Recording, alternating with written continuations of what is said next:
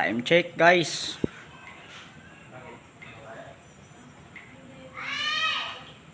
Alas 6, alas 7. In-overtime ko na guys kasi marami tayong gagawin eh. Nakakaya sa mga boss natin. Walang kapaguran, magliya, magmasilya. Pero guys, balot na balot yan. Nakakaya kasi yung kukuha rito eh. Kaya ginawa ko na ang dapat kong gawin. Kahit napapagod na ako. Ayun oh.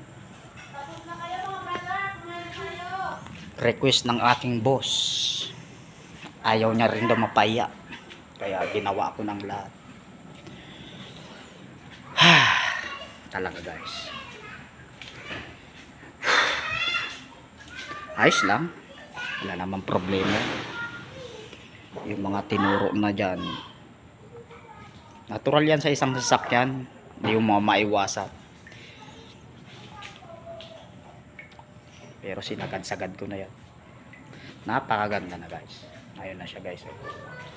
Alam mo, nakasindilat mga ilaw ko guys. Malaki na naman yung babayaran ko rito sa kuryente. Oh. Siyempre, yung under pa ng compressor yan. Yung carwash pa. Ano ba yan? Shout out sa inyo lahat na lang dyan. Kung nasaan man kayo. Mag-ingat kayo kasi parating ang bagyo eh. Baka mabagyo kayo dyan. Diba? Wala na eh. Ubos. Ubos na yung pintura ko. Pintura mo, tapkot mo. Wala na. Shout out na lang sa inyo guys. Wala na talaga. Hanggang dito magpapahinga muna si Kabaro na Aper. Thank you. Sana all.